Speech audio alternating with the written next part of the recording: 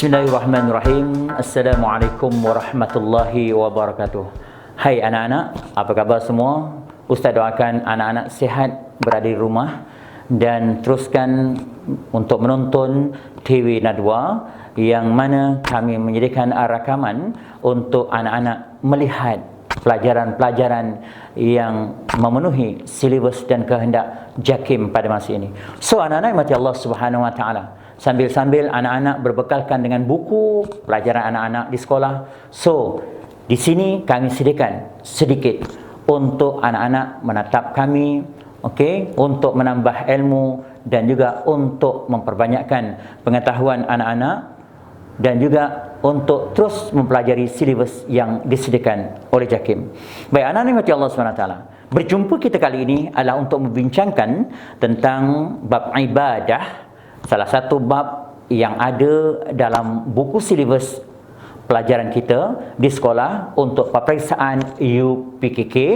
So, anak-anak mati Allah SWT, jangan sampai anda ketinggalan dan terlepas walaupun satu tajuk yang ada dalam buku tersebut untuk kita bincangkan. Baik, pada hari ini ibadah, Ustaz akan membawa tajuk tentang solat berjemaah. Solat berjemaah. Saya yakin anak-anak pernah pergi solat berjemaah. Anak-anak pernah ikut ayah pergi solat berjemaah, dan anak-anak juga sudah pastinya pernah mengamalkan jemaah ini di rumah anak-anak ataupun di surau. So, Ustaz mengharapkan supaya ianya menjadikan amalan yang istiqamah untuk anda sentiasa solat berjemaah di rumah Allah Subhanahu wa taala. Biasanya sebelum kita solat berjemaah, apa yang perlu kita lakukan? Apakah yang sentiasa berkumandang kedengaran untuk menentukan solat berjemaah itu perlu didirikan? Ya, sudah pastinya anak-anak akan mendengar suara seruan azan. Ya, anak-anak pandai azan? Siapa yang tak pandai azan rugi. Kena belajar dengan ayah. Suruh ayah azan. Saya yakin ayah-ayah anda dulu penyanyi rock kan? Ya, sudah pastinya ada yang menyanyi pop ye-ye. Semua suaranya sedap-sedap. So, pastikan. Ataupun anda tengok video-video yang ada untuk anda melakukan azan dengan baik. Contoh azan yang biasa kita dengar di Malaysia ini ialah Allahu Akbar, Allahu Akbar.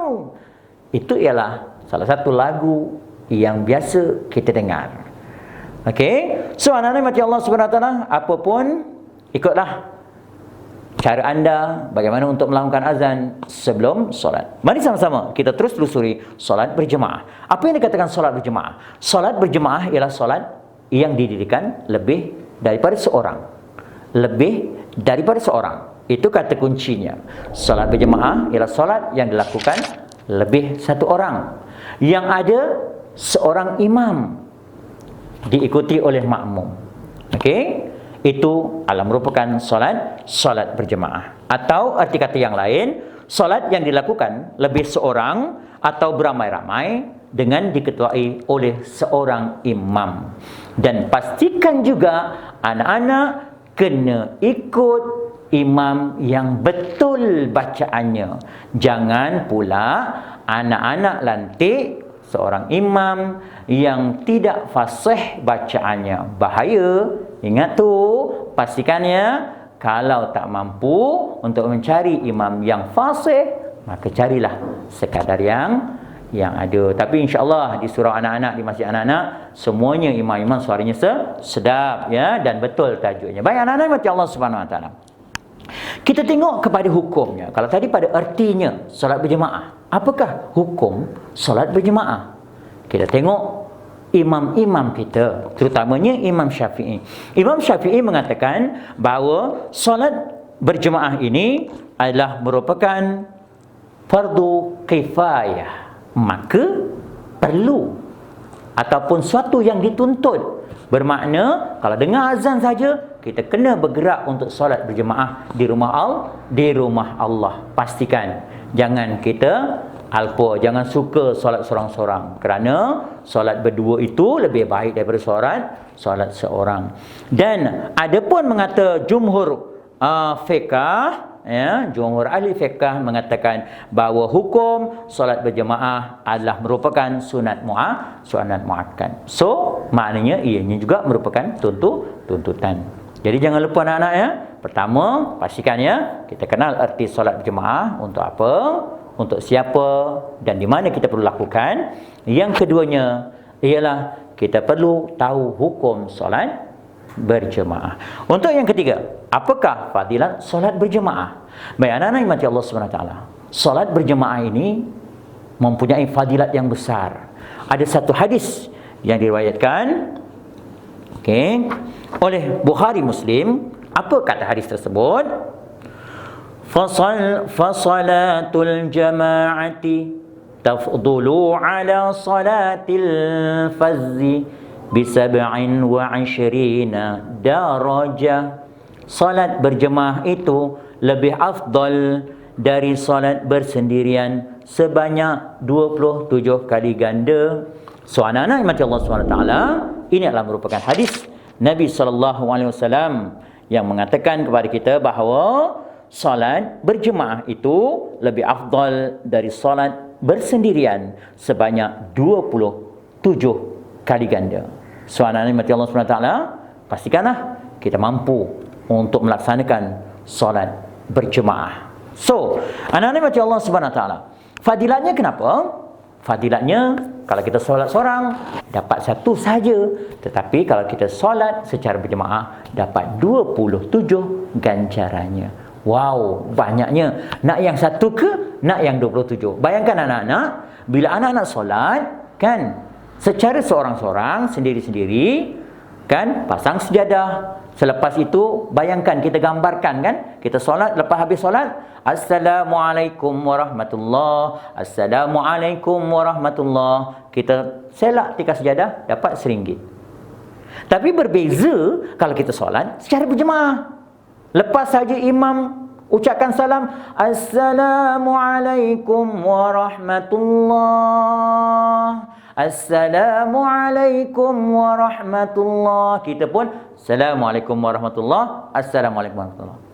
Lepas saja imam berdoa, kita selak sejadah, RM27. Satu waktu. Wow, banyak kan? Kalau kali dengan 5, kaya kita. Sebab itulah kita anggap bahawa yang disarankan oleh Allah SWT untuk kita solat berjemaah, yang disarankan oleh baginda Nabi SAW untuk kita solat berjemaah itu dah tentunya lebih baik daripada solat seorang, solat sendiri-sendiri. Kalau solat sendiri-sendiri, maka kita akan dapat satu sahaja. Tapi kalau solat kita beramai secara berjemaah, dapat 27. Ingat yang ini. Ingat, jangan ke mana-mana. Kita teruskan.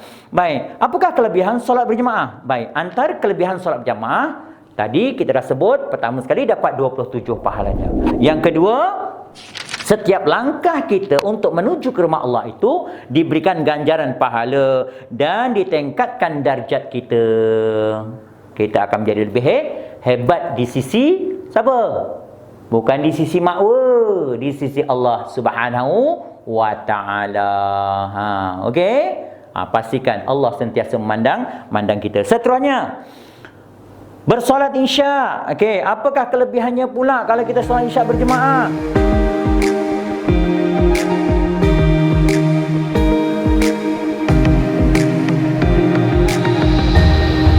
Anak-anak, pastikan tahu solat berjemaah. Apa lain di antara fadilatnya? Apabila kita solat subuh pula, bersolat subuh seolah-olah solat sepanjang malam. Wah, tadi Isya separuh malam, subuh sepanjang malam.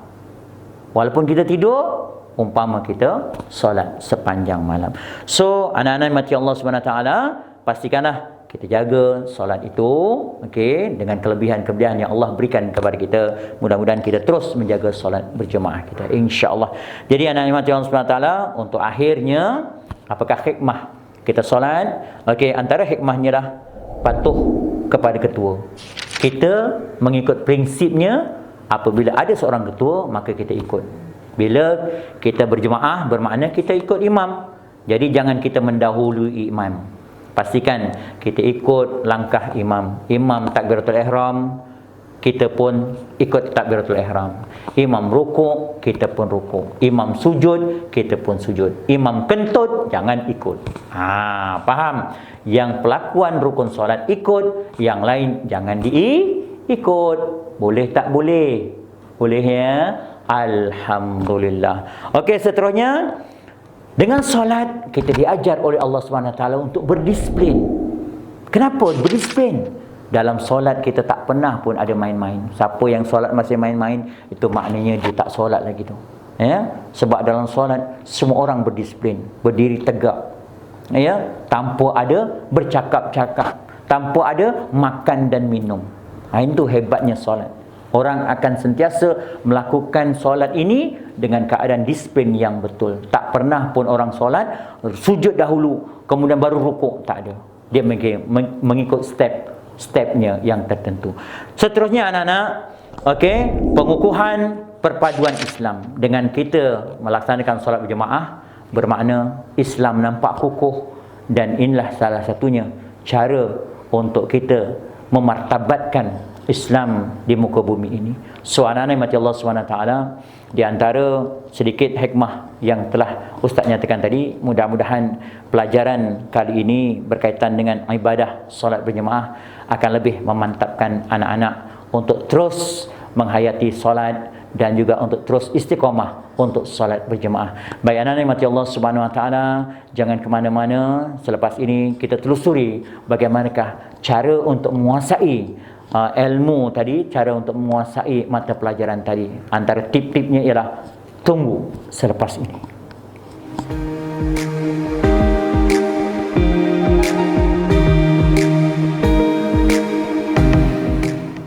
Hai, Assalamualaikum anak-anak. Okey, bagaimana untuk pelajaran kita hari ini berkaitan dengan ibadah? Sudah pastinya anda faham dan anda cukup selesa untuk kita terus istiqamah dalam melaksanakan ibadah. Ingat anak-anak, untuk kita menguasai sesuatu mata pelajaran itu, pastikan kita lihat keseluruhan apa yang telah dijelaskan oleh guru-guru kita dan pastikan kita buat yang terbaik. Pertama sekali kena ingat kata kunci bagi mata pelajaran tersebut. Pertama tadi ialah kita kata kunci bagi tajuk solat berjemaah. Pertama ialah arti. Kena kuasai arti dengan baik. Ini kata kuncinya untuk anda menjawab soalan dan untuk anda belajar dengan baik. Okey. Yang keduanya, pastikan iaitu berkaitan dengan dalil. Ya, yang disebutkan dalam fadilat tadi, ada sebuah dalil hadis Nabi sallallahu alaihi wasallam, itu adalah merupakan dalil. Dalil juga anda perlu kuasai. Paling kurang, kalau anda tidak boleh menyebut ayatnya, anda kena tuliskan maknanya. Yang ini akan berikan anda markah dalam peperiksaan.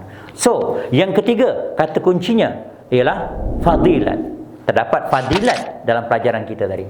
So, paling kurang anda kena keluarkan 2 fadilat yang ada dalam solat berjemaah. Mudah-mudahan anda akan sukses dalam menjawab soalan. Dan seterusnya, tentang hikmahnya.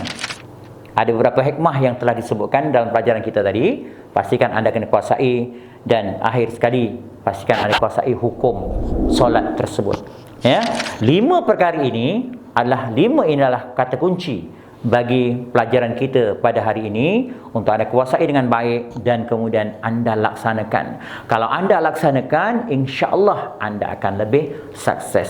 So, anak-anak yang mati Allah SWT, jangan lupa untuk kita terus mempelajari syariat Islam. Mudah-mudahan kita akan mantap dalam beribadah. So, akhir kalam daripada Ustaz, jom pelajari syariat, ibadah kan mantap.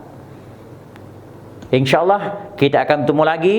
Akhir kalam daripada Ustaz, tinggi rumput darinya padi, lain kali jumpa lagi.